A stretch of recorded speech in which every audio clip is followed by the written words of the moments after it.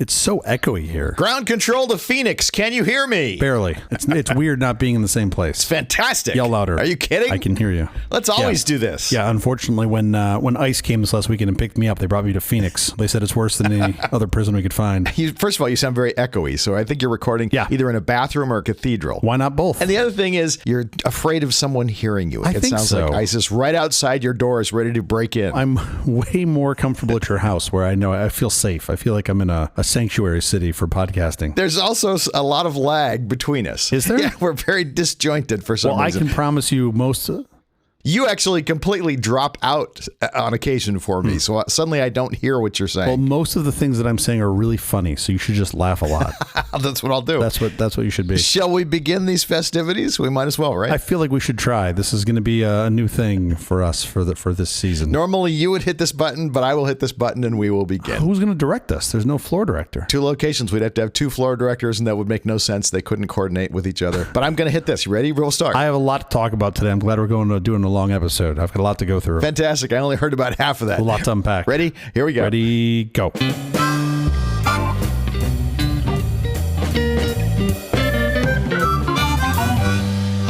It's the cathedral that I'm in that's very loud. The Apple Company presents a truly terrible podcast. Today, more terrible than usual. Welcome to Nonsense Season 3, Episode 28. I'm Jeff Parker. I thought that was a floor we couldn't push through. I didn't think we could get more terrible. Who are you? Just say your name. I'm CJ Little. This is our take on the week's business, tech, and entertainment headlines. This time, aging International Space Station faces top-level risk as air leak accelerates. That sounds very ageist, the way you said that. Pirelli's cyber tire transforming roads with real-time data. That's the one that's very angular and square and made out of stainless steel, right? The tire is not, no. You sure? Errors and exaggerations decoding the Trump mobile T1 phone. That might be a light way to put it. Also, technology and children permitting. We'll be back later this week with our big story. How is your week going? I would bet against the children. I'd bet for the technology, but against the children. That will actually make us back, because what our listeners don't know is that summer is here. Yes. And it is really, really pissed off. I took a road trip over the weekend to Phoenix from Los Angeles. Which is why we're not in sync at all today. At all. And also why I'm sweating, and it's not even 8 a.m. yet. The fun part of this for me was getting out to stretch our legs and get some food at the In-N-Out, which everyone does. I think if you have a road trip in California, you have to stop at an In-N-Out. And my kids got out of the car. It'd been, 70 degrees in the car. We left the house. The house was 72 when we left. Like, it was beautiful. It was just lovely. And so you don't know that the outside temperature has changed. It just looks sunny and great. Sure. We get out of the car in Palm Springs to get a burger. And my youngest son says, "Daddy, it's hot here." I was like, "Yeah, buddy, it's hot." And he looks at me and he goes, "Daddy, this is oppressive." And just looks at me. He's right. He's right. I literally I said to no one in particular. I just said, "He's 5."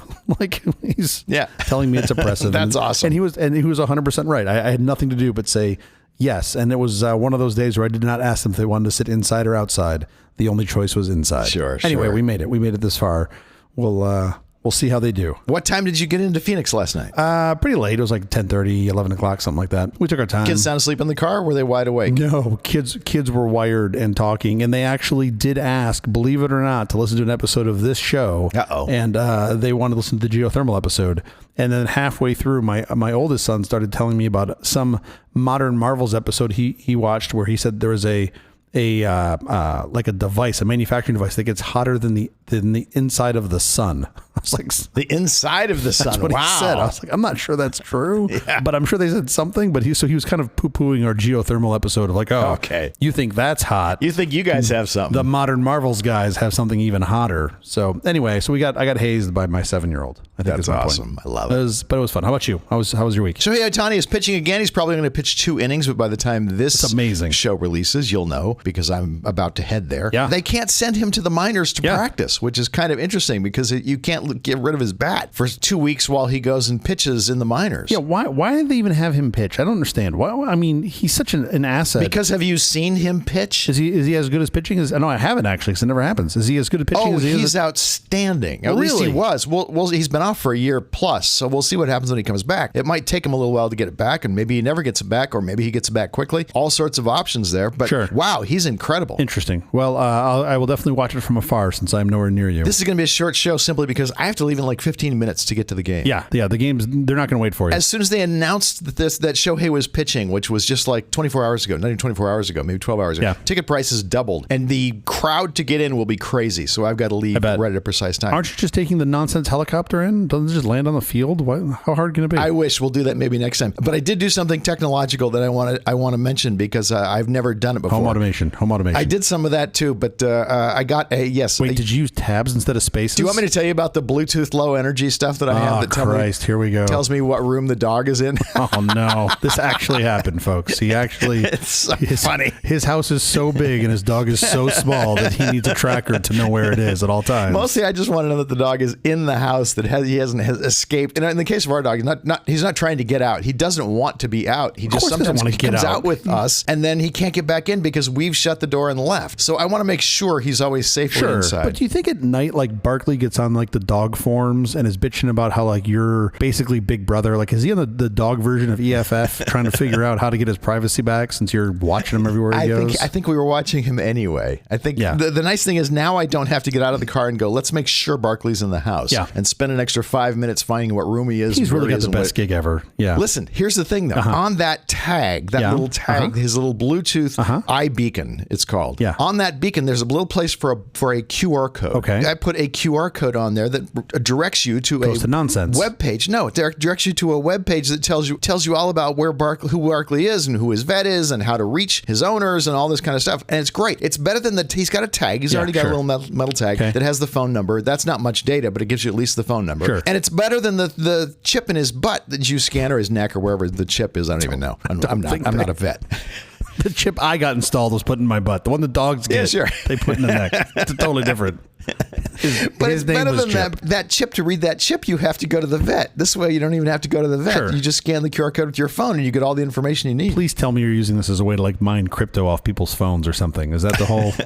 I'm not. Barkley's out there making $200,000 a day. Just I suppose I could. Sure. The unsuspecting Beverly Hills tourist. Oh, look at that cute little dog. Let me scan that QR code. So the point of this is, and I promise we're going to get to news stories in just a second. I can't be sure. That I had to make a web page for Barkley, and I thought, well, this is a great chance for me to make for the first time a web page using Gemini, using AI. And instead of programming it, just talking it through. Now make this like this, change this text to this. And I literally talked into my phone and made the web page, and it was really cool. I did cheat because it was some things that were just faster for me to hand code. Of course. So there were a couple things that just like, I don't have time for this, so I went in and code them. But mostly, wow, state of the art in AI coding is fantastic. And that's that was like a silly example. Sure. I mean, you just jumped headfirst right into 2023 like it was nothing. You are squarely in March of 2023. That is impressive. Man, my kid is using Cursor, and he's doing the most impressive coding using AI. It's really cool. Wait until you find out that you can open a car without putting a key into a little slot. That's also going to break your brain. It's coming right around the corner. Let us get to our headlines. Is the first one going to be Jeff Wright's webpage using 1990s technology? Please tell me it is. Houston, we still have a leak. The International Space Station is experiencing a serious air leak, prompting NASA to delay the Axiom 4 crew launch. The leak originates from the Russian Zvezda service module's transfer tunnel, say that 5 times fast, which has had a slow but increasing leak since 2019. Despite recent repairs by Roscosmos, the overall station pressure continues to drop, suggesting a leak in the hatch seals. NASA is concerned about potential high cycle fatigue in the aging aluminum structure, classifying it as a top-level risk. The space agency is monitoring the situation and has provided limited public information. I mean, they being NASA and their Russian cousin Roscosmos, or whatever the hell you said.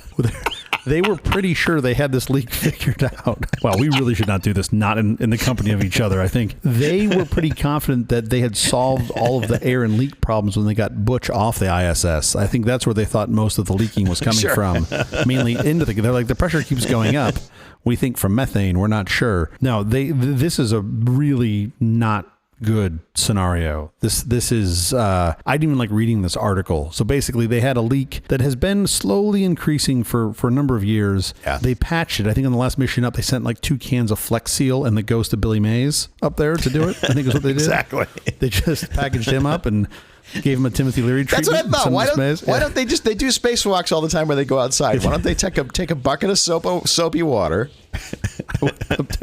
and maybe an old rag. And find the leak. Yeah. I think it'd be even better. I would love if a dude's like, adorning his whatever $12 million space suit, and he's like putting the gloves on and the helmet and his little tool belt with everything that's like latched to him so it doesn't fly away in space. And there's just like 4 cans of Flex Seal in a holster. Sure. And he just does a spacewalk, he or she, and just goes out and just sprays everything with the Flex Seal. For a hole in your space station or a whole new space station. Exactly. Whatever you need. And like they have like a space station where there's like no sides on it, and it's like a screen door, and they just spray it. Anyway, this is really nuts. So the long and short of it is they patched this service module transfer tunnel. So they've been keeping the hatch closed, basically. That's been their solution since 2019 to keep the pressure from all leaking out. They only open it when they need it, which makes sense. So they did a patch, they performed a patch process on it. They thought it resolved it because the pressure in the transfer tunnel is holding, so that's good. However, the pressure inside the space station itself is still leaking slowly. Decreasing. Yeah, so they suspect, or at least I should say, I'm not sure because NASA hasn't really said anything, but the best guess is that the seal around the hatch door might be leaking. So now it's not leaking from the transfer tunnel, it's leaking from the space outside the transfer tunnel. I find this to be a stretch. This doesn't seem likely to me. I think the bigger concern could be there's another leak somewhere that's been masked by this. If they've seen a leak and they're like, well, we think it's in this tunnel, we're not sure, but now it could be this other leak somewhere else. And that's really concerning because you start getting into this world of just worrying about the lifespan of the space station itself. And that's really concerning. This thing's been,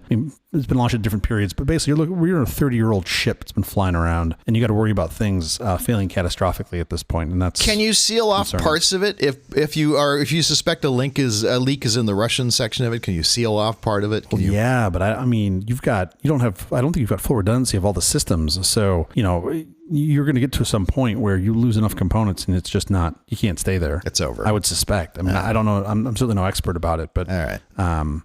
Once you assemble this thing, it's like, for example, think about your house. If you lost your kitchen, sure, you could still exist, but not how do you eat? I go to restaurants. Right? Like you just lost a functional. I go to restaurants like I go now. Right. What's the problem? You're right. You know what? Where am I losing They should just Uber Eats their food to the space station. That's what they should do. That'll be fine. Like I ordered it 3 times. It's still not here. We're laughing. This is kind of a serious thing. They really do need to get some Flex Seal up there. This really is a problem. I'm sure they're working on this, but I don't know how long this thing is going to last. I would think in the next maybe single-digit number of years, we've got to abandon this thing. Yeah. I don't know. It seems like you've gotten more than we expected. What was the original design? How long was it supposed to last? It was initially intended to operate for 15 years after its first module was launched in 1998. So as you can see, we've gone a little bit past that. Okay. Just a touch. So it leaks. It wasn't going to last forever. Yeah. I think that this is the sad reality of this stuff is it's really hard to do. It's really expensive. And at some point, they're just like, we got to let this go. The hidden power of tires. Pirelli's CyberTech monitors our roads. Pirelli's Cyber Tire with its embedded sensors is expanding beyond supercars to a pilot program in Apulia, Italy. And where? These tires monitor conditions like temperature and road surface roughness, providing data to a fleet of vehicles. The initiative aims to improve road safety and infrastructure monitoring, combining the tire data with road cameras and cloud analysis, despite potential U.S. regulatory hurdles. Pirelli's significant stake, 37%, held by Sinochem, a Chinese state-owned investor, places its Cyber Tire technology directly under the scrutiny of these U.S. regulations. The concern is that vehicle data collected by Cyber Tires, including pressure, temperature, load, wear, and road surface feedback, could be accessed by Chinese government interests via Sinochem. First of all, it's interesting to note they're testing this in Italy because a lot of cars and car tech ends up getting tested still, at least in the States, in Michigan, specifically in Detroit, because it's where a lot of the manufacturers are and a lot of the vendors are there. Interestingly, they didn't test these there because I'm pretty sure they wouldn't get a good test because the tires would constantly report that the road surface was rough. They'd just be like potholes everywhere, chuck holes everywhere. Sure. Pirelli's an Italian company, right? It was. I didn't know that it was a third owned. And they're testing these down in the boot of Italy. Yeah. This part where they're testing it is down in the boot of Italy. This is really interesting to me. I love the idea of getting more data back from the road. Sure, that's super cool. It seems like a lot of what they're at least touting here could be done better and currently without these tires from the vehicle itself, right? Like hydroplaning, you can tell from the vehicle. You don't need to know some magic sensor in the tire, but there are things outside of that seem to make sense, like especially the road roughness and if they can use this to get data back. Yeah, really specific things. They want a lot of detail. But I love the idea. But again, even without the tires, if you could know when you hit a pothole, you certainly do. You see the suspension travel, you feel the vibration. Sure. It'd be really cool to have an automatic reporting system that takes it back, like at least in LA, to what we call 311, right? We have all our city data. You report that there's a pothole or a sinkhole somewhere or a water main breaks or whatever. You can report it on 311. That'd be cool to have that automated and know, you could see statistically, hey, there's a bunch of alerts happening here on Ventura. We're going to go patch that hole. The problem is CJ's out driving somewhere where CJ's not supposed to be driving. There's a privacy issue. Yeah, or you just want to go mine this data and just be like, oh, I wonder who went to this place. Oh, there's some people that are holding up signs on the street corner. I'd like to know who was there. Exactly. Right? So that stuff's all really interesting. So I kind of look at this tech and I go, well, is there a way that you could anonymize it? Yeah. Is there like a body that you can really trust to do that? No. I mean, that's part of the problem. So, and even if anybody had it, like I fear the Doge-esque takeover of one of those places. So even if the EFF, right? I'm more concerned, more than concerned than about China. I'd be concerned about the U.S. having that data. Well, I mean, yes and no. I still think you have the what's left of our regulatory arm to oversee it. You hope that comes back. Once it goes into Sinochem land, it's gone forever, right? There's no ability to claw that back or even pretend to have some oversight over it. So I do think they're different. I think they're both bad problems, but I just don't think you'd see adoption of this here. I think you'd have, at least I hope, you'd have the FTC and you had the EFF suing the shit out of folks trying to do this, saying, hey, you can't force people into doing this. What about putting it on rental cars? Because you could put it in the agreement when you rent the car from so-and-so that you are agreeing we're going to track your data, your road tire. We talked about this a number of years ago on the show here, where there were folks that I think the deal was they like bought a car from a dealership. They got some discount on it or something, but in return for that, they were giving up their tracking data to their insurer. Mm-hmm. And that's how the insurer would know that they were traveling at a high rate of speed or going these places, or how many miles they were driving. So that was built into the purchase agreement. And I don't know if people could opt out or they just missed it, but it seems like that's already sort of happening. I would hate to see it if you can't rent a car, if there's no option to opt out of it. That seems suboptimal to me. And it's still the same problem. If I go rent a car, you can still tie it back to me. You can still ask Budget who rented the car and know that it was me. I'm not sure that it's even possible. If you have this technology built in, I think you're going to get a lot of companies who say they turned it off or they say they didn't collect the data, and they're still collecting the data. Well, now might be a good time to talk about my new product launch, which are these full car entire Faraday bags. So it's like a cage, a Faraday cage. It's just a bag that you put over the tire. You put a whole bag over the car. Sure. The good news is none of the signal gets out. The bad news is /good news. Can't drive anywhere. Your phone won't work. So good luck getting your Googles. It's like the cone of silence. It's the modern day cone of silence, basically. I think this is super interesting. I think it's just interesting to see IoT being deployed at, in this sort of like, no one will ever put a computer inside a tire, and then Pirelli's like, hold my, Moretti, and then they pull it off. So I think that's super interesting. I just don't see it. I don't see this being a very useful implementation of the system. Better TPMS, better tire pressure monitoring, I think is a great idea. Sure. The current system we have is pretty good. It's better than nothing. But anything we can do to improve that is great, because that's, I think it's one of the largest, simple, sort of changeable problems with single car collisions and single car incidents is low tire pressure. Sure. So I see people all the time on the road. I'm like, I'm pretty sure your left rear is low. Half people just like, no, what are you talking about? I'm like, dude, my car tells me which tire is low. Yeah. My car already knows that. I mean, as of like 10-ish years ago, it's required. For all new cars, it's required to have TPMS. It's maybe even more than 10 years ago. It's like a seatbelt. You have to have it to notify folks. The problem is those systems fail. People think they're useless because, well, it's never done anything, so I don't need it, and they don't replace them. And a lot of tire shops will be like, oh, you don't need that. Like, I've literally seen them tell customers, you don't need the TPMS, because they mark it up, right? So instead of $12 a tire, they charge $60. And people are like, I don't want to spend that money. And it's like, well, you're going to want to when your car's upside down. Like, you're going to wish you had that. You're going to wish you had, right? So, but they didn't live through the generation of exploders. You remember when we called the Ford Explorers the exploders, because their tires were low pressure and they'd explode? Bad times. Bad times. Trump Mobile's lofty claims and unclear details. The Trump family is launching Trump Mobile, a new mobile network and T1 smartphone, claiming it's U.S. made. The network offers the 47 plan at $47.45 a month. I don't know why it's $47.45, but his president numbers. Now I'm getting it. Using T-Mobile's network, the $499 T1 phone, those specs are sketchy and details inconsistent, features a 6.78-inch OLED display, 12 gigabytes of RAM, 256 gigabytes of storage, and Android 15, which is a past version of Android. It's not the current version. Okay, this is another one of those. Let's give full disclosure to our listeners here. You found this news before I did, and you sent it to me. And my first thought was, look, Jeff sent me an onion link. What the fuck is happening? And then what's even more sort of discouraging about this? Okay, first of all, let's get back to the lead here. The lead is that the press release and the website website don't agree. There are a decent amount of what I would call fairly obvious mistakes, not just typos, but mistakes. Yeah. Where it's like, this seems like this was a little rushed. Or contradictions. I mean, they probably used the same system that figured out the tariff rates per country. So you can understand why it was more rushed really than anything else. What the most fascinating claim to me is twofold. One, that they claim this phone is going to exist in August, and they claim that it's going to be, quote, US made. Right. Now, that has a lot loaded into it. I think when people see it, you just make some assumption that everything comes from the US. At best, this thing will be put into a box in the US. Yeah, sure. There is no way you're doing any amount of assembly by August, let alone even in a year or two with parts. It doesn't exist. There's no one here to do it. We don't have the process or tooling to do it. Also, some of these parts can only come from foreign countries. Well, There is exactly. no U.S. manufacturer of many of these parts. So I'm pretty sure this is going to be,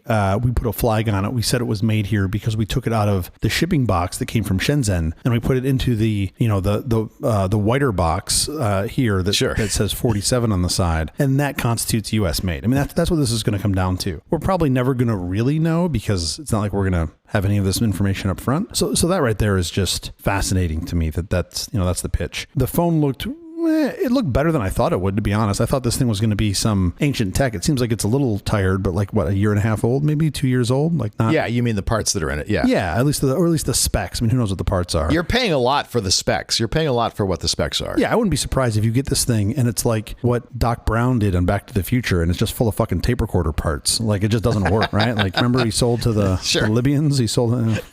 So the phone doesn't look exciting at all. What came out of this though that I didn't know, because you and I both missed this last week, is while this Trump Mobile is being launched, it's not its own network. It's launched on what's called an MVNO, which is basically they're using T-Mobile's network. Yeah, they're sitting on top of another network. So in this case, they're sitting on top of T-Mobile's network. Last week, there was another one of these, and it was Smartless. The guys at Smartless launched a mobile network. Oh, very different. Very different. Well, similar, right? Just the MVNO part, right? I'm saying the MVNO part is similar. Of course. And what's fascinating to me about that is the MVNOs, you've got a fixed cost. So the fixed cost is whatever the mobile operator is charging you. Maybe that ramps down based on subscriber count. You don't really have a lot of cost to spend beyond that. You've got some call center costs that I'm guessing are relatively low. Advertising. You've got some customer maintenance. It's all advertising. It's all advertising and marketing, right? Which certainly in Trump's case makes this super interesting because he has a lot of people that will buy anything that he puts his name and that nice golden orange sheen on. People will just buy this stuff from him left and right. So that makes a lot of sense to me, right? It's basically a marketing outlet. And it even makes sense for Smartless too, because they've got reach of a bunch of people and they can talk about it. So this got me thinking. Cost them nothing to mention the phone. Cost them nothing to mention the service. Well, I mean, I guess if you really want to think about cost analysis, it does cost them advertising they wouldn't get, right? So whatever they wouldn't get, but it's not like they're up there hawking T-Mobile's network anyway. They're going to put it in the body of the show. It's not even going to be an ad. Well, yeah, but you're not going to. My point is the only thing you're giving up is AT&T's probably not going to run ads on your show. Well, sure, because you're running, but like big deal. Like you're saying, like you don't have that many ad spots anyway. So there's really no real cost to them to doing this. But this is the whole point. This got me thinking. Yeah. You know what we should do? It's obvious. We need to offer a nonsense phone. Of course we do. All right, it makes perfect sense. So here's what I'm thinking. Remember the jitterbug? It's like a jitterbug, but it just has one button on it. It just has one big button that you press. Super easy to use. It's super easy to use, right? Like there's no learning curve to this thing at all. And I think that should be the nonsense one. It's one button that you press, and it just calls whoever it's like the Regis Philbin like Lifeline. It just calls one person. One person. And you can talk to them, and that's it. Is it like my IoT stuff? Every button you can click, you can double click, or you can long press. Yes, they all do the same thing, but you can click the button as many times as you want. You can long press. Oh, they don't do different things. No, it does the same thing. But we want to market it as this, again, taking a page out of the T1. You want to market it as you can press the button, you can triple click it, you can long press, you can do Morse code on it. You can press it as many times as you want. But all it does is call your one person. I suspect when you see this many, like the Trump could be a one-off. When I see Smartless running an MVNO, man, that tells me the cost of entry into these is really low. It's nothing. I suspect you're going to see a lot of saturation of these, and people are going to be like, wait, what the fuck am I paying for? And you'll see a rebound. You're going to see a bunch of these MVNOs pop up, and then you're going to see them go away because it's basically a subscription service, right? Like you're paying to be associated to a brand. Like what's the value? Although you got to look at the Smartless thing. It's very different. Their starting monthly costs are like $15, 15, 20, 25. Yeah, they're driving on price. And it is super, super cheap. I'm not sure I can get phone service anywhere else for cheaper. But you think about membership and cost. So who is the leader at fixed cost margin and has a giant membership base? Costco. Give me the Costco wireless phone. I probably buy buy that plan. Yeah. Bring any phone you want, pay for your phone, and Costco's just like, look, the MVNO is charging us, I'm making this up, $15 a month. We're going to mark it up 10%. That's it. You need to talk to somebody about your account. You go to a Costco store, right? Or use our existing CSRs to do that. Yeah. That to me would make a lot of sense. They don't already offer a Costco phone. There's no Costco NVMO. They offer phones inside. I get hassled by the AT&T person every time I walk through there, which is lovely. But they don't have a Costco MVNO that I know of. Oh. That to me would be the interesting part. Okay, enough with the headlines. In fact, enough with the episode. Wait. I've got a baseball game to get to, so we have to get out of here. Well, no. I've got nowhere to be. The only thing I've got to see is my in-laws and my kids. Oh, don't worry. We'll be back later this week with our big story. Hold on. I got more I need to get off my chest. I just need a little more time with the microphone. Until then, thank you for listening to all this nonsense. I'm Jeff Parker. I'm CJ Little. This is terrible. Hey, Joe. What? Who's Joe? It's Swedish. Hey, Doe. Play-Doh? What are you saying? Are you having a stroke? What does hey-doh mean? Bye-bye. Goodbye? It means bye-bye. I love how you gave me the hand wave like I'm two. Bye-bye. Oh, bye-bye. Oh, it means bye-bye.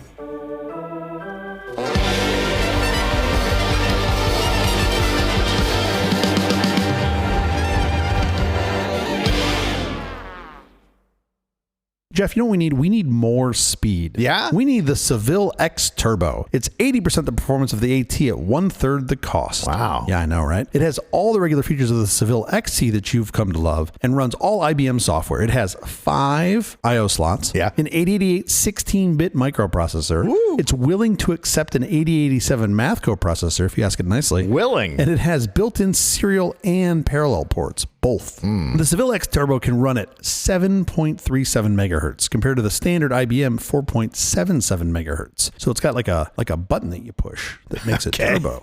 Okay? More faster. It has more faster. It has 64 kilobytes of RAM. It's expandable to 512K on board, and their BIOS includes Park software. No idea what that is, but it's included. Park software? Yeah. Oh, Park's the heads of the hard drives. Oh, yeah, I forgot about that. Yeah. Wow, good on you, by the way, Smithsonian brain. I'm just old.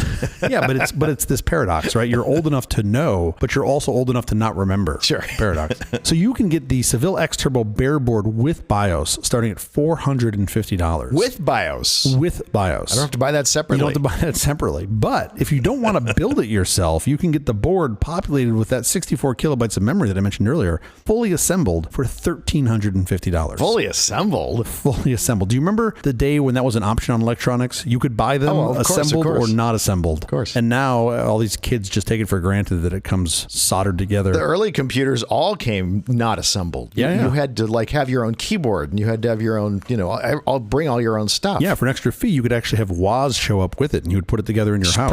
Pretty close, yeah. Pretty awesome. By the way, these prices you're giving us have been adjusted for inflation. Yeah, these are actually inflation-adjusted prices. I like to do that for perspective. So when this was issued, the fully assembled board was $449. So today that'd be $1,350 just for the board. Now, mind you, you can go buy a really nice, MacBook Air for $1,000. Times have changed. It's got a screen and keyboard and no assembly required. Although next time I go to the Mac store, next time I go to the Apple store, I'm going to ask them, what's the unassembled price for this? I'd like to buy it unassembled, please. No, I'm sure you've got it somewhere. Go back and look. Go ask your manager. Can I get a manager, please? I'd like to know the unassembled price for the MacBook Pro. If you so much as crack it open, they're going to come after you Jesus with a Christ, warrant. if you look at it sideways, you get a warrant and it doesn't work. It's the worst of both worlds. You are a master of these things. You figured out the head parking. What year do you think this is from? Last week we talked about the 286 came around in like 87, 88, somewhere in there. So I'm going to guess this is 86. Very, very good guess. 85 is the year this ad was from. Okay. Just before. I missed the whole window of the XT-AT battle. I came online right after that. Count yourself lucky. Yeah, that really sounds like a miserable time is what it sounds like. I actually wrote a lot of software in those days, and I would buy a ton of shareware games and things because there wasn't much commercially available. There was a few things. There was Leisure Suit Larry and the stuff that they were doing at Sierra Games, which was fun, but you'd quickly get tired of that. The guy I bought shareware from, I had written a bunch of stuff and I showed him and he started selling my stuff. So that was one of my first forays into selling that kind of software. Selling software. Yeah. Oh, I love it. That's great. So you were very close. 85 was the year on this. Very cool. Go Dodgers.